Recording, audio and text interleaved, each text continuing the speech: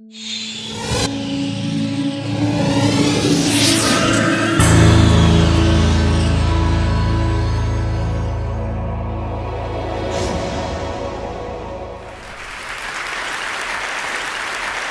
a great pleasure to be here. It's a great pleasure to speak after Brian Cox from CERN. I think CERN is the home of the Large Hadron Collider. Whatever happened to the Small Hadron Collider? Where is the Small Hadron Collider? Because the Small Hadron Collider once was the big thing. Now, the Small Hadron Collider is in a cupboard, overlooked and neglected. You know when the Large Hadron Collider started and it didn't work, and people try to work out why? It was the Small Hadron Collider team who sabotaged it because they were so jealous. The whole Hadron Collider family needs unlocking. The lesson of Brian's presentation, in a way, all those fantastic pictures, is this really, that vantage point determines everything that you see. What Brian was saying was science has opened up successively different vantage points from which we can see ourselves, and that's why it's so valuable. So the vantage point you take determines virtually everything that you will see. The question that you will ask will determine much of the answer that you get. And so if you ask this question, where would you look to see the future of education? The answer that we've traditionally given to that is very straightforward. At least in the last 20 years, you go to Finland. Finland is the best place in the world to see school systems. The Finns may be a bit boring and depressive, and there's a very high suicide rate, but by golly, they are qualified. And they have absolutely amazing education systems. And so we all troop off to Finland and we wonder at the social democratic miracle of Finland and its cultural homogeneity and all the rest of it, and then we struggle to imagine how we might bring lessons back. Well, so for the last year, with the help of Cisco, who sponsored me for some balmy reason to do this, I've been looking somewhere else, because actually radical innovation does sometimes come from the very best, but it often comes from places where you have huge need, unmet latent demand, and not enough resources for traditional solutions to work, traditional high-cost solutions which depend on professionals, which is what schools and hospitals are. So I ended up in places like this. This is a place called Monkey Hill. It's one of the hundreds of favelas in Rio. Most of the population growth for the next 50 years will be in cities. We'll grow by 6 cities of 12 million people a year for the next 30 years. Almost all of that growth will be in the developed world. Almost all of that growth will be in places like Monkey Hill. This is where you'll find the fastest growing young populations of the world. So if you want recipes to work for virtually anything, health, education, government, politics, and education, you have to go to these places. And if you go to these places, you meet people like this. This is a guy called Wanderson. At the age of 14, in common with many 14-year-olds in the Brazilian education system, he dropped out of school. It was boring. And Wanderson instead went into what provided kind of opportunity and hope in the place that he lived, which was the drugs trade. And by the age of 16, with rapid promotion, he was running the drugs trade in 10 favelas. He was turning over $200,000 a week. He employed 200 people. He was going to be dead by the age of 25, and luckily he met this guy, who is Rodrigo Baggio, the owner of the first laptop to ever appear in Brazil. 1994, Rodrigo started something called CDI, which took computers donated by corporations, put them into community centers in favelas, and created places like this. What turned Wanderson around was technology for learning that made learning fun and accessible. Or you can go to places like this. This is Kibera, which is the largest slum in East Africa. Millions of people living here, stretched over many kilometers. And there I met these two, Azra on the left, Maureen on the right. They just finished their Kenyan Certificate of Secondary Education. That name should tell you that the Kenyan education system borrows almost everything from Britain circa 1950, but has managed to make it even worse. So there are schools in slums like this. There are places like this. That's where Maureen went to school. They're private schools. There are no state schools in slums. And the education they got was pitiful. It was in places like this. This is a school set up by some nuns in another slum called Mukuru. Half the children in this classroom have no parents because they've died through AIDS. The other half have one parent because the other parent has died through AIDS. So the challenges of education in this kind of place are not to learn the kings and queens of Kenya or Britain. They are to stay alive, to earn a living, to not become HIV positive. The one technology that spans rich and poor in places like this is not anything to do with industrial technology. It's not to do with electricity or water. It's the mobile phone. If you were to design from scratch virtually any service in Africa, you would start now with the mobile phone. Or you can go to places like this. This is a place called the Madangiri Settlement Colony, which is a very developed slum about 25 minutes outside New Delhi, where I met these characters who showed me around for the day. The remarkable thing about these girls, and the sign of the kind of social revolution sweeping through the developing world, is that these girls are not married. 10 years ago, they certainly would have been married. Now they're not married and they want to go on to study further, to have a career. They've been brought up by mothers who are illiterate, who have never ever done homework. All across the developing world, there are millions of parents, tens, hundreds of millions, who for the first time are with children doing homework and exams. And the reason they carry on studying is not because they went to a school like this. This is a private school. This is a fee-paying school. This is a good school. This is the best you can get in Hyderabad in Indian education. The reason they went on studying was this. This is a computer installed in the entrance to their slum by a revolutionary social entrepreneur called Sugata Mitra, who has conducted the most radical experiments showing that children in the right conditions can learn on their own with the help of computers. Those girls have never touched Google.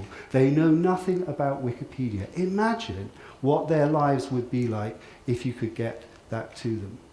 So if you look, as I did, through this tour, and by looking at about 100 case studies of different social entrepreneurs working in these very extreme conditions, look at the recipes that they come up with for learning. They look nothing like school. What do they look like?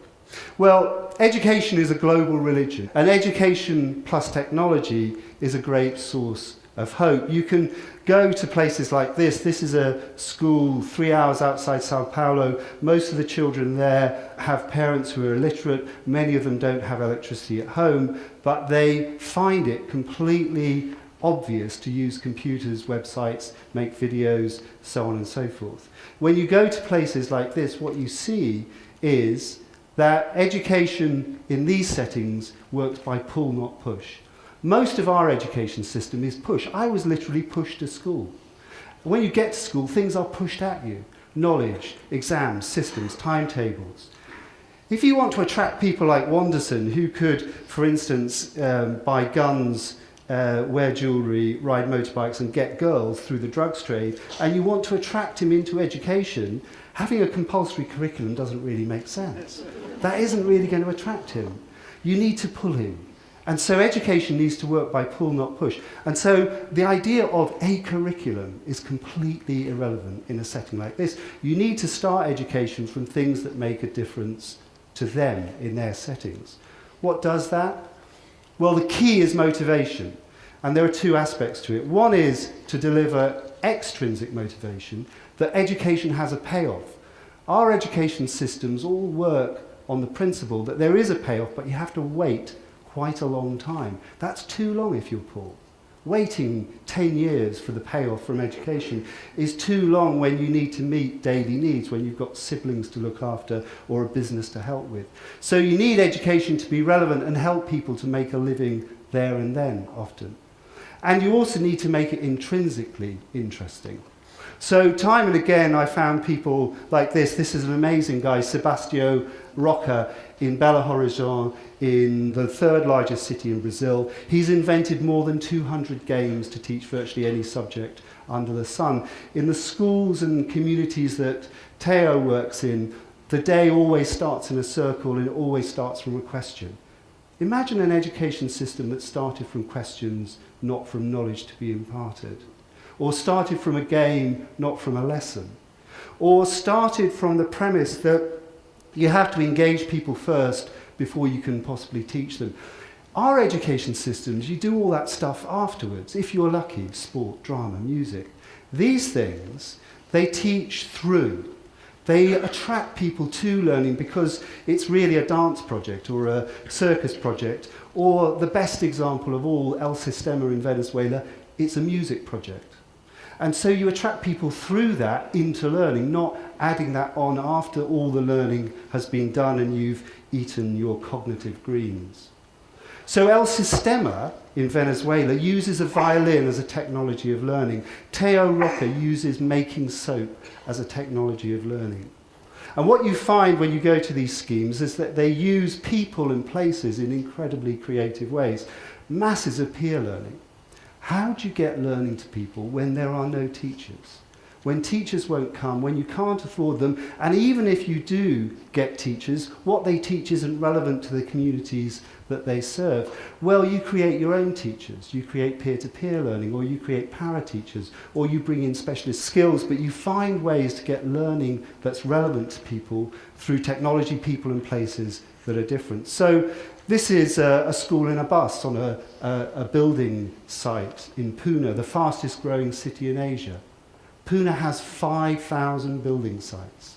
It has 30,000 children on those building sites. That's one city. Imagine that urban explosion that's going to take place across the developing world, and how many thousands of children will spend their school years on building sites. Well, this is a very simple scheme to get the learning to them through a bus. And they all treat learning not as some sort of academic, analytical activity, but that's something that's productive, something you make, something that you can do, perhaps earn a living from. So I met this character, Stephen.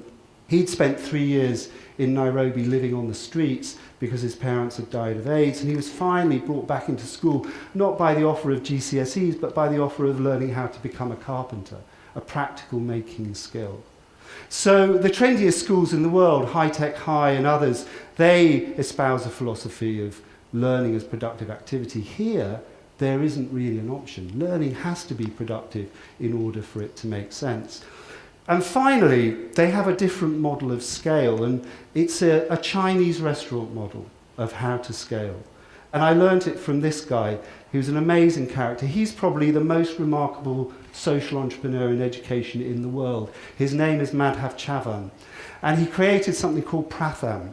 And Pratham runs preschool playgroups for now 21 million children in India. It's the largest NGO in education in the world, and it also supports working class kids going into Indian schools. He's a complete revolutionary. He's actually a trade union organizer by background, and that's how he learnt the skills to build his organization. When they got to a certain stage, Pratham got big enough to attract some pro bono support from McKinsey. McKinsey came along, looked at his model and said, you know what you should do with this, Madhav? You should turn it into McDonald's. And what you do when you go to any new site is you kind of roll out a franchise, and it's the same wherever you go. It's reliable, and people know exactly where they are, and there'll be no mistakes. And Madhav said, why do we have to do it that way? Why can't we do it more like the Chinese restaurants?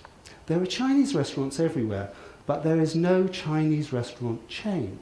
And yet everyone knows what is a Chinese restaurant. They know what to expect. Even though it will be subtly different and the colours will be different and the name will be different, you know a Chinese restaurant when you see it. These people work with the Chinese restaurant model. Same principles, different applications in different settings, not the McDonald's model. The McDonald's model scales, the Chinese restaurant model spreads. So mass education started with social entrepreneurship in the 19th century, and that's desperately what we need again on a global scale. And what can we learn from all of that? Well, we can learn a lot because our education systems are failing desperately in many ways. They fail to reach the people they most need to serve. They often hit the target but miss the point. Improvement is increasingly difficult to organise. Our faith in these systems is incredibly fraught. And this is just a very simple way of understanding what kind of innovation, what kind of different design we need. There are two basic types of innovation. There's sustaining innovation, which will sustain an existing institution or organisation, and disruptive innovation that will break it apart or create some different way of doing it. There are formal settings, schools, colleges, hospitals in which innovation can take place, and informal settings, communities, families, social networks. Almost all our effort goes in this box, sustaining innovation in formal settings, getting a better version of the essentially Bismarckian school system that developed in the 19th century. And as I said, the trouble with this is that in the developing world, there just aren't teachers to make this model work. You'd need millions and millions of teachers in China, India, Nigeria, and the rest of the developing world to meet need. And in our system, we know that simply doing more of this won't eat into deep educational inequalities, especially in inner cities and former industrial areas. So that's why we need three more kinds of innovation. We need more reinvention, and all around the world now you see more and more schools reinventing themselves. They're recognizably schools, but they look different.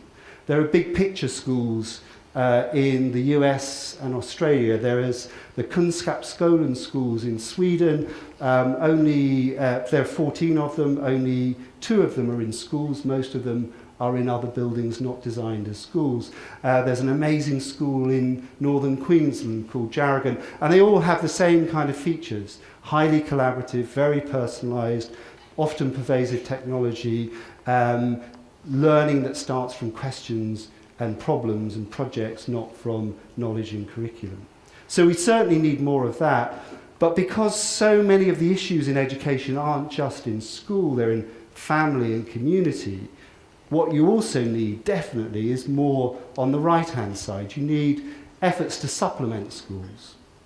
The most famous of these is Reggio Emilia in Italy, the family-based learning system to support and encourage people in schools. The most exciting is the Harlem Children's Zone, which over 10 years, led by Geoffrey Canada, has, through a mixture of schooling and family and community projects, attempted to transform not just education in schools, but the entire culture and aspiration of about 10,000 families in Harlem.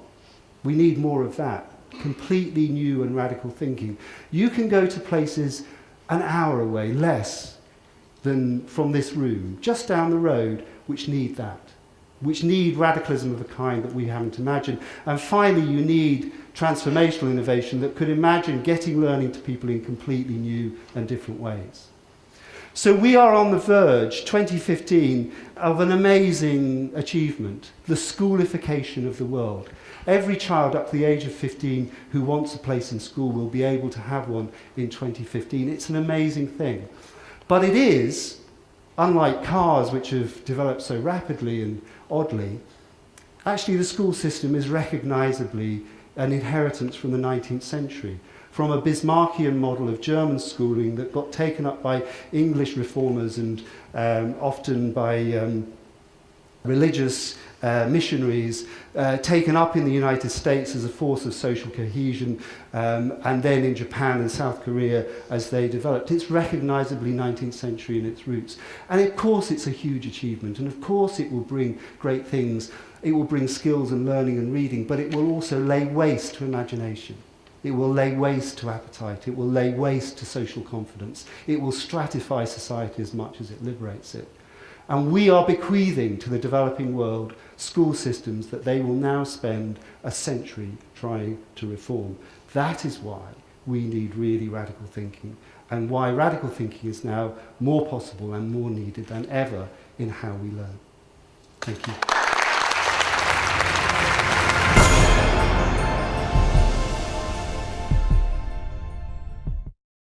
Investment in broadband high-speed internet can help small businesses create new American jobs. Small businesses are being formed, dreams are being launched. And at AT&T, we're investing billions to upgrade and build out our wired and wireless networks. Now is not the time to stall momentum or stifle innovation or investment. Jobs, dreams, and the future are at stake. AT&T, your world delivered.